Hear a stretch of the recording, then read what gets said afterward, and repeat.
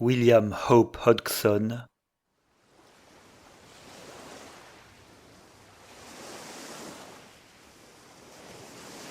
Les habitants de l'île du Milieu, traduit et lu par Vincent de Lépine.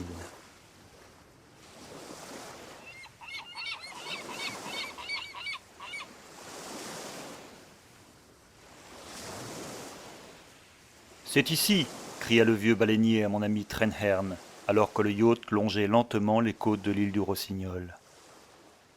Le vieil homme désignait avec le fourneau d'une pipe d'argile noircie un petit îlot à tribord. C'est ici, monsieur, répéta-t-il. L'îlot du Milieu, et on va apercevoir la crique dans pas longtemps. Souvenez-vous, monsieur, je sais pas si le navire est encore là, et s'il y est, faut garder à l'esprit que je vous avais dit qu'il y avait personne quand je suis monté à bord.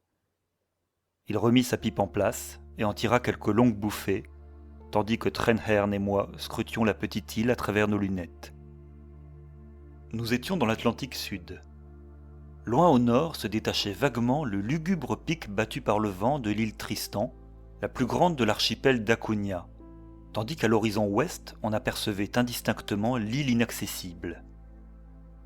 Aucune des deux toutefois ne nous intéressait beaucoup.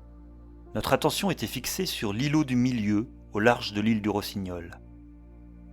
Il y avait peu de vent et le yacht avançait lentement dans les eaux d'un bleu profond. Mon ami, je pouvais le voir, était torturé par l'impatience. Il voulait savoir si la crique abritait encore l'épave du navire qui avait transporté sa fiancée.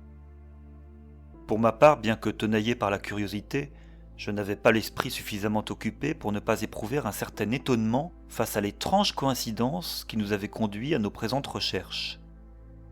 Pendant 6 longs mois, mon ami avait attendu en vain des nouvelles du Happy Return, dans lequel sa fiancée avait entrepris un voyage de santé vers l'Australie. Mais on n'en entendit plus parler et le navire était considéré comme perdu. Mais Trenherne, désespéré, avait fait une dernière tentative. Il avait adressé des annonces aux plus grands journaux du monde et cette mesure avait rencontré un certain succès sous la forme du vieux baleinier qui se tenait à ses côtés. Cet homme, attiré par la récompense promise, avait apporté des informations sur une coque dématée portant le nom de Happy Return sur sa proue et sa poupe qu'il avait rencontrée dans son dernier voyage dans une crique étrange sur la côte sud de l'îlot du Milieu. Toutefois, il n'avait pu donner à mon ami aucun espoir de retrouver son amour perdu, ou à vrai dire quoi que ce fût de vivant sur le navire, car il était monté à bord avec l'équipage, le trouvant totalement désert, et comme il nous l'avait dit, y était resté très peu de temps. J'incline à penser maintenant qu'il dut inconsciemment être impressionné par l'absolue désolation et l'atmosphère d'étrangeté qui y régnait, et dont nous devions bientôt nous rendre compte nous-mêmes. En vérité, sa remarque suivante ne fit que confirmer ma supposition. Pas un de nous ne voulait avoir quelque chose à faire avec ce navire. On se sentait pas bien là-dessus. Il était bougrement trop propre et trop bien rangé à mon goût. Qu'est-ce que vous voulez dire, trop propre et trop bien rangé ? Demandai-je, intrigué par sa façon de présenter les choses. Eh bien, répondit-il, il était comme ça. Il nous donnait l'impression que les gens y venaient juste de le quitter, et qu'il pourrait revenir en une putain de minute. Vous le verrez ce que je vous dis, monsieur, quand vous monterez à son bord. Il hocha la tête avec sagacité, et il recommença à tirer sur sa pipe. Je le regardai dubitativement pendant un moment. Alors je me retournai pour jeter un coup d'œil à Trenherne, mais il était évident qu'il n'avait pas porté attention aux dernières remarques du vieux marin. Il était beaucoup trop occupé à observer avec sa lunette la petite île pour remarquer ce qui se passait autour de lui. Soudain il poussa un léger cri et se tourna vers le vieux baleinier. « Vite, Williams !» dit-il, désignant un point avec la lunette. « Est-ce que c'est là ?» Williams plissa les yeux et regarda attentivement. « C'est ça, monsieur, » répondit-il après une pause. « Mais où est le navire ?» demanda mon ami d'une voix tremblante. « Je n'en vois aucun signe. » Il attrapa Williams par le bras et le secoua comme pris d'un soudain effroi. « Tout va bien, monsieur !» s'exclama Williams. « On n'est pas encore assez au sud pour ben voir dans le cric. C'est étroit à l'entrée et le navire est ben tout au fond. Vous le verrez dans une minute. » À ces mots, Trenherne laissa retomber sa main du bras du vieux marin et son visage s'éclaircit quelque peu, tout en restant très anxieux.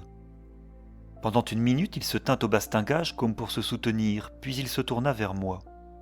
Henshaw, dit-il, je suis tout tremblant, je...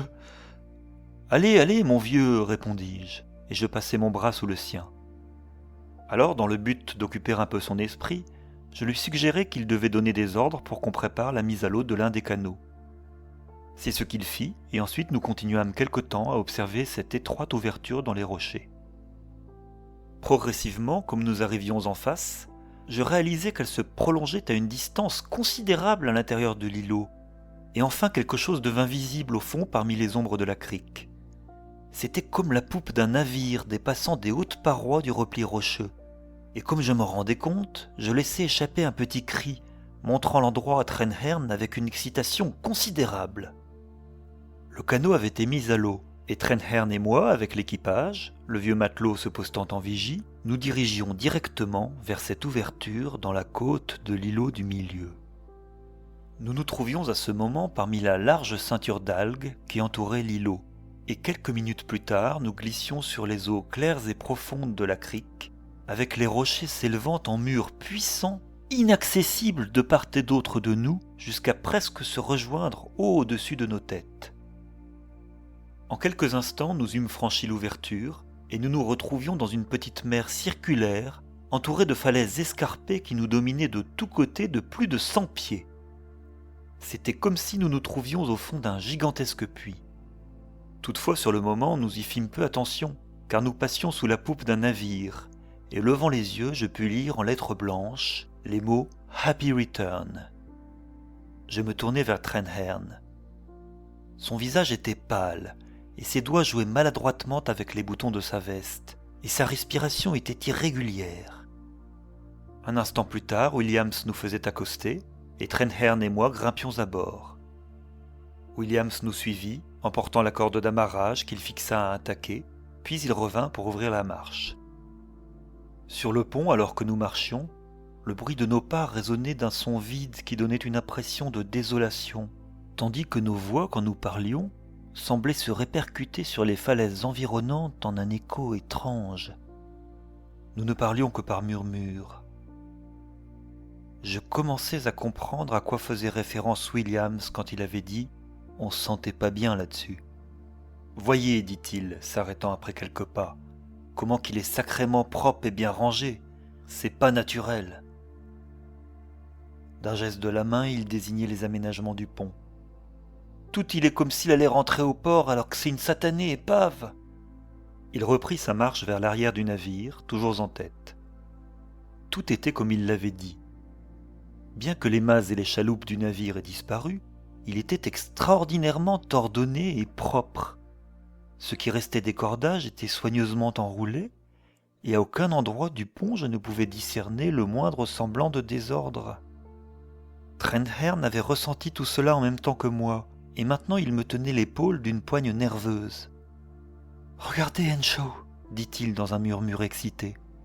Cela montre que certains d'entre eux étaient encore en vie lorsque le navire est arrivé ici. » Il fit une pause, comme cherchant à reprendre son souffle. « Ils sont peut-être... Il s'arrêta à nouveau, et sans ajouter un mot, désigna le pont. Il était au-delà des mots. « On descend, dis-je, essayant de parler d'une voix claire. » Il acquiesça, ses yeux cherchant les miens, comme pour y trouver une justification à l'espoir qui naissait en lui. Alors nous parvint la voix de Williams. Il se tenait près de la descente. « Venez, monsieur, je vais pas là-dessous tout seul. »« Oui, venez, Trenherne, criai-je. On ne sait pas. » Nous atteignîmes en même temps l'escalier, et il me demanda de passer devant lui. Il était tout frémissant. Au bas des marches, William s'arrêta un moment, puis il tourna à gauche et entra dans le salon. Comme nous franchissions la porte, je fus à nouveau frappé par l'excessive propreté de ce lieu. Aucun signe de hâte ou de confusion, mais chaque chose à sa place, comme si le steward venait de ranger la pièce et de dépoussiérer la table et les meubles. Pourtant, à notre connaissance, ce navire gisait ici comme une épave dématée depuis au moins 5 mois. « Ils doivent être ici, ils doivent être ici », entendis-je mon ami murmurer dans un souffle. Et moi, gardant pourtant à l'esprit que Williams avait trouvé le navire dans le même état voici plusieurs mois, je ne pouvais que partager son idée. Williams avait traversé le salon vers tribord et je vis qu'il s'acharnait à ouvrir une porte. Elle finit par s'ouvrir, il se retourna et fit signe à Trenhern. « Regardez ça, monsieur, dit-il. Ça pourrait être la cabine de votre dame, il y a des trucs de femmes pendus là, et le genre d'affaires des femmes sur cette table. » Il n'eut pas le temps de terminer sa phrase, car Trenhern avait bondi à travers le salon et l'avait attrapé par le cou et par le bras. « Comment osez-vous profaner » s'écria-t-il, et il l'entraîna hors de la petite pièce. « Comment » glapissait-il, et il se pencha pour ramasser une brosse au doigt argenté que Williams avait laissé tomber suite à cette attaque inattendue. « Il n'y a pas d'offense, monsieur » répondit le vieux baleinier d'une voix étonnée, dans laquelle on percevait aussi une certaine colère. « Pas d'offense ? J'allais pas le voler, ce satané machin. » Il frotta la manche de sa veste du plat de la main et me lança un regard comme pour me prendre à témoin qu'il disait la vérité.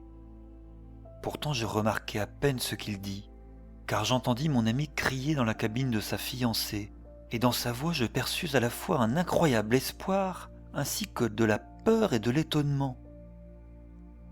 Un moment plus tard, il pénétra dans le salon avec quelque chose de blanc dans la main. C'était un calendrier. Il le tendait vers nous pour nous montrer la date qu'il indiquait. « Regardez » cria-t-il. « Lisez la date !» Alors que j'essayais de lire les chiffres, je retins ma respiration et restai sidéré. Le calendrier indiquait la date du jour. « Mon Dieu !» murmurai-je. Puis, c'est une erreur, c'est juste un hasard. Et je continuai à le regarder. « Ce n'en est pas une !» répondit Trenhern avec véhémence. « Il indique ce jour même !» Il s'interrompit un moment, puis après une courte pause, il s'écria « Oh mon Dieu, faites que je la retrouve !» Il se tourna vivement vers Williams. Il hurlait presque. « Quelle date indiquait-il ? Vite !» Williams s'interdit, le regardait fixement. « Damnation !» cria mon ami avec frénésie. « Quand vous êtes monté à bord la première fois !»« J'ai jamais vu cette satanée chose avant, monsieur, » répondit-il. « On n'est pas resté longtemps à bord. »« Seigneur !» cria Trenhern. « Quel malheur, mais quel malheur !» Alors il se retourna et se précipita vers la porte du salon. Au moment de sortir, il nous lança par-dessus son épaule. « Allez, allez, ils sont quelque part, ils se cachent, cherchez !» Et nous le suivîmes, mais bien que nous parcourûmes tout le navire de la poupe à la proue, il n'y avait nulle part le moindre signe de vie. Mais partout il y avait cette impression extraordinaire que tout était rangé, au lieu du désordre sauvage qui prévaut dans les épaves abandonnées. Et toujours, alors que nous nous déplacions de lieu en lieu et que nous explorions une cabine après l'autre, j'avais le sentiment qu'elle venait tout juste d'être quittée par leurs habitants. À présent, nous avions mis un terme à nos recherches, et n'ayant rien trouvé de ce que nous cherchions, nous nous regardions l'un l'autre, déconcertés, presque sans un mot. Williams fut le premier à prononcer des paroles intelligibles. « C'est comme j'ai dit, monsieur, il n'y avait rien de vivant à bord. » Trenhern ne lui répondit rien, et une minute plus tard, Williams prit la parole à nouveau. « La nuit est pas loin, monsieur, et on ferait mieux de sortir de là tant qu'il y a un peu de jour. » En guise de réponse, Trenhern lui demanda si l'une des chaloupes était là quand il était venu à bord la première fois, et après une réponse négative, il retomba une fois de plus dans ses réflexions silencieuses. Après un moment, je m'aventurai à attirer son attention sur ce que Williams venait de suggérer, quitter le yacht avant que toute lumière du jour ait disparu. Il acquiesça d'un air absent et marcha vers la lisse, suivi de Williams et de moi-même. Une minute plus tard, nous étions dans le canot, nous dirigeant vers la haute mer. Pendant la nuit, comme il n'y avait pas de mouillage, notre yacht resta au large. L'intention de Trenhern était de débarquer sur l'îlot du milieu et de rechercher des traces de l'équipage du Happy Return. Si cela ne donnait rien, il projetait une exploration approfondie de l'îlot du Rossignol et de l'îlot Stoltenkopf avant d'abandonner tout espoir. Dès l'aube, il mit en exécution la première partie de son plan, car son impatience était telle qu'il ne pouvait plus attendre plus longtemps. Mais avant que nous ne débarquions sur l'îlot, il demanda à Williams de ramener le canot dans la crique. Il voulait croire, ce qui me déconcertait quelque peu, que l'équipage et sa fiancée auraient pu retourner sur le navire. Il me suggéra, sans cesser de scruter mon visage pour y rechercher mon approbation, qu'ils avaient pu être absents la veille, peut-être en expédition sur l'île à la recherche de nourriture. Et gardant en mémoire la date sur le calendrier, j'étais capable de lui répondre par un regard encourageant. Sans cela, je n'aurais pas pu le conforter dans cette conviction. Nous entrâmes par le passage dans ce grand gouffre entouré de falaises. Alors que nous nous rangions le long du navire, il semblait blafard et irréel dans la lumière grise de cette aube enveloppée de brume. Toutefois, nous n'y prêtâmes guère attention, car la visible excitation et l'espoir de Trenhorn devenaient contagieux. C'était lui maintenant qui ouvrait la marche en descendant vers les ténèbres du salon. Une fois là, Williams et moi hésitions avec une certaine crainte naturelle, tandis que Trenhern traversait la pièce jusqu'à la cabine de sa fiancée. Il leva la main et frappa à la porte, et dans le silence qui suivit, j'entendis mon cœur battre sourdement. Il n'y eut pas de réponse, et il frappa à nouveau de ses phalanges sur le panneau de bois, le son se répercutant en écho à travers le salon vide et les cabines. Cette attente angoissante commençait presque à me rendre malade, quand soudain il mit la main sur la poignée, la tourna et ouvrit la porte en grand. Je l'entendis pousser une sorte de grognement. La petite cabine était vide. L'instant d'après, il poussa un cri et réapparut dans le salon portant le même petit calendrier.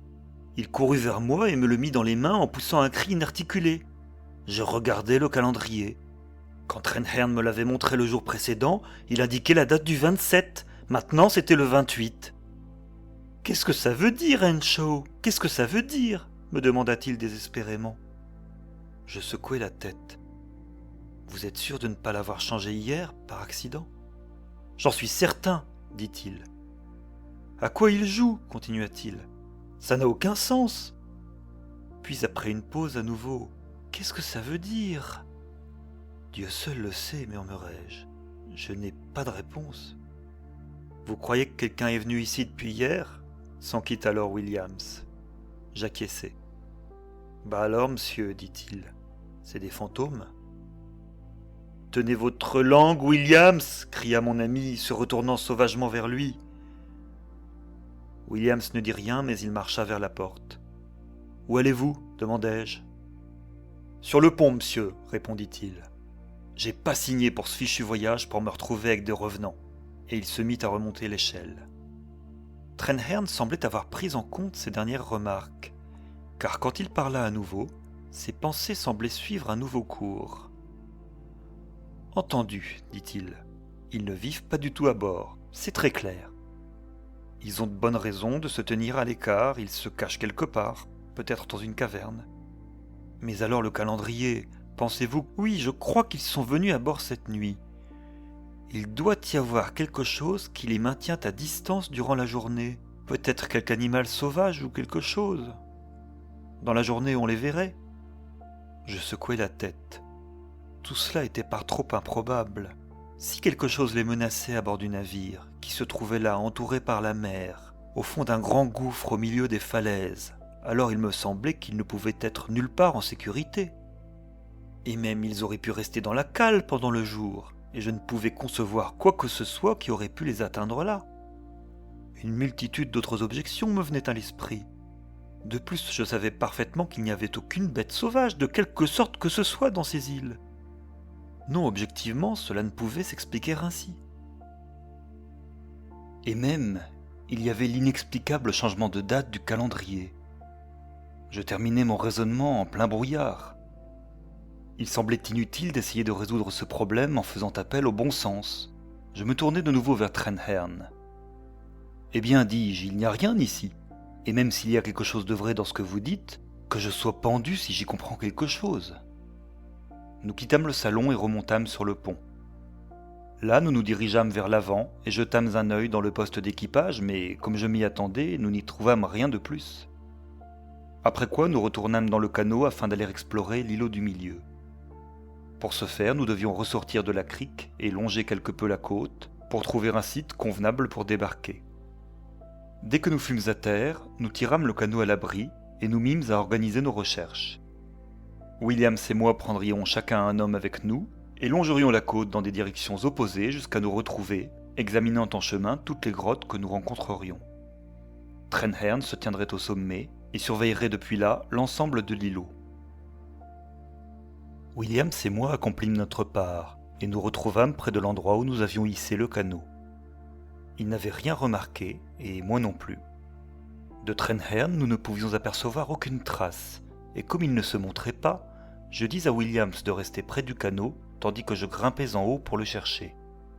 Dès que j'arrivai au sommet, je me rendis compte que je me trouvais au bord de la grande cavité au fond de laquelle gisait l'épave. Je regardai autour de moi et là à gauche, je vis mon ami, étendu sur le ventre, avec la tête au-dessus du gouffre, observant évidemment le navire. « Trenhern » dis-je doucement, ne voulant pas l'épouvanter. Il leva la tête et regarda dans ma direction. M'apercevant, il me fit signe et je me précipitai vers lui.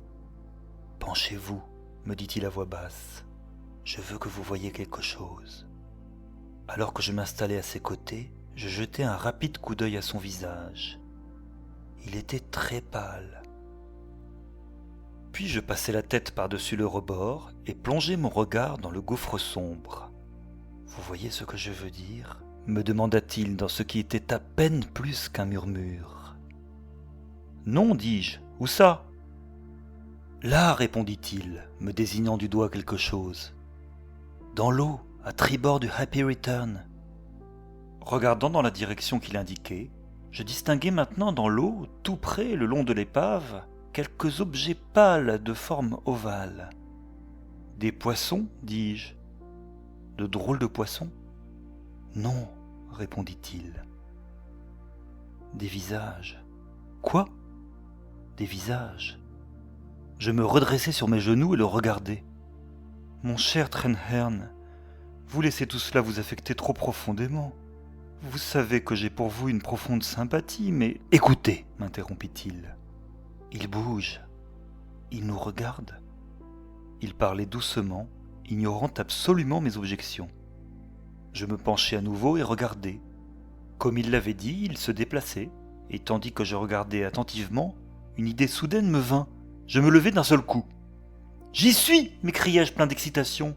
« Si je ne me trompe pas, cela peut expliquer qu'ils aient quitté le navire. Je me demande comment nous n'y avons pas pensé plus tôt. »« Comment ?»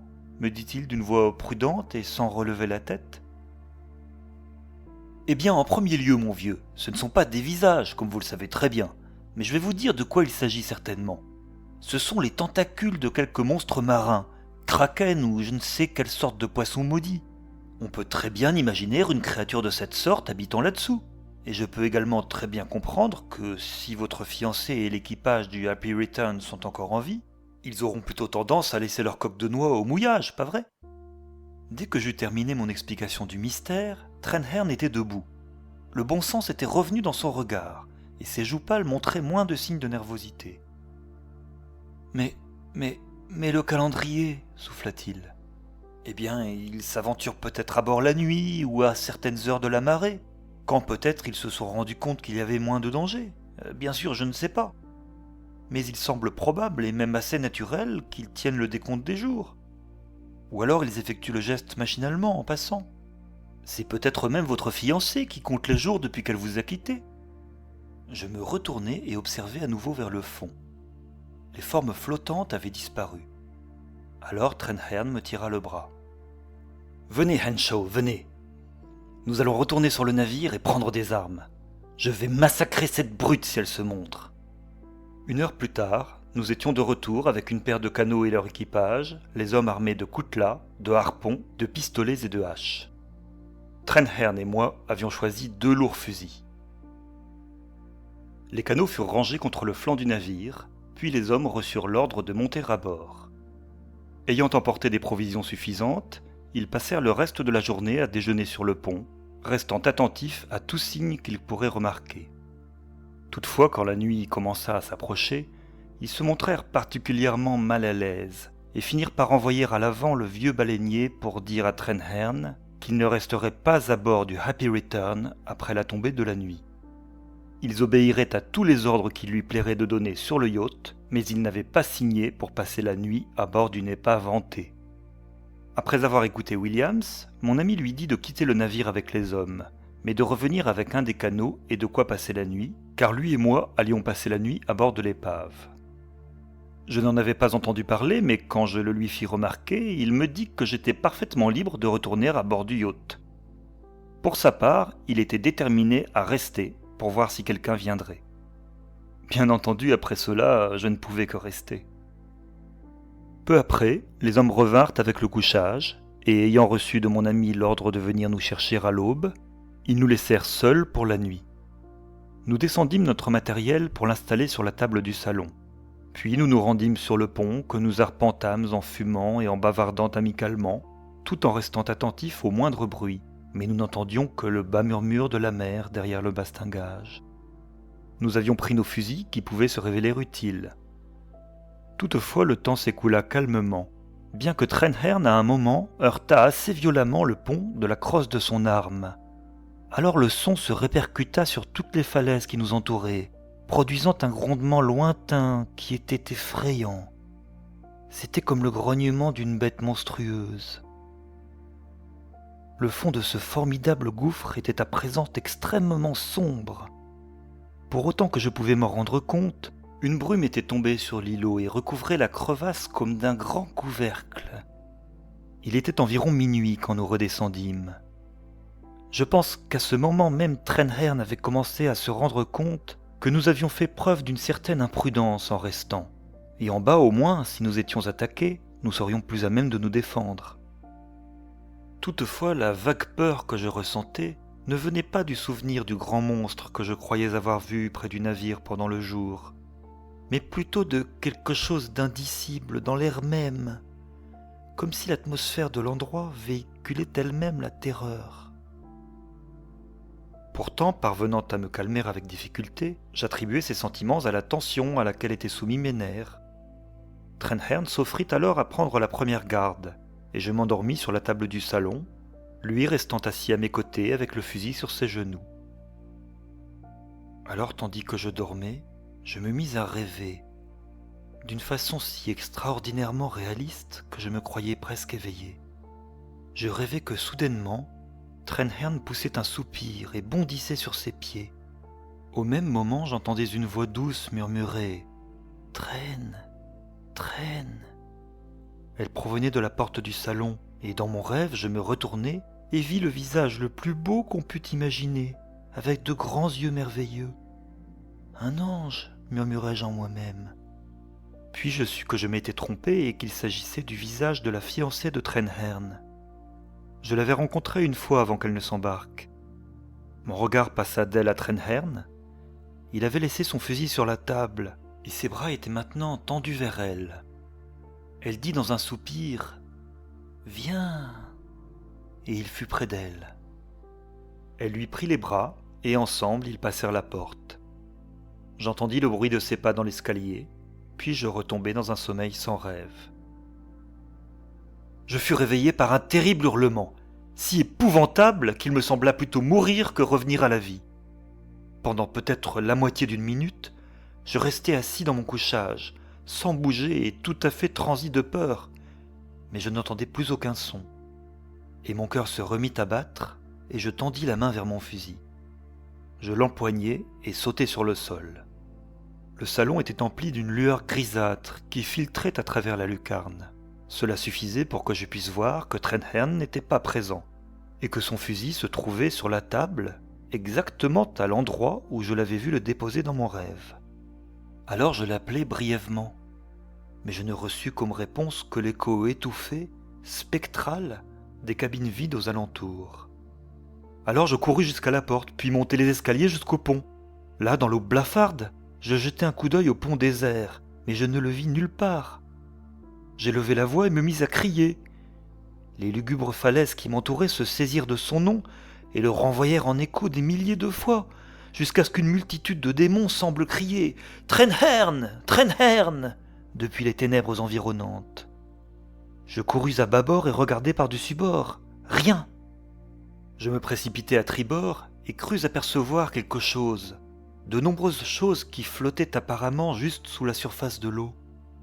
Je les regardai attentivement, et mon cœur cessa soudain de battre. Je regardais des visages pâles, irréels, qui me contemplaient avec des yeux tristes. Ils semblaient osciller et frémir dans l'eau, mais il n'y avait aucun autre mouvement. Je dus rester là debout pendant plusieurs minutes, car j'entendis soudain le bruit de rames, et du château arrière du navire émergea soudain le canot du yacht. « À la proue, là !» entendis-je Williams crier. « Nous v'là, monsieur !» Le canot se rangea le long du navire. « Comment ça va ?» commença-t-il. mais il me semblait avoir vu quelque chose se rapprocher de moi sur le pont. Je poussai un cri et sautai dans le canot, retombant sur un banc. « Ramez! Ramez !» criai-je en me saisissant d'une rame pour aider à la manœuvre. « Monsieur Trenherne, monsieur ?» me demanda Williams. « Il est mort! Ramez! Ramez !»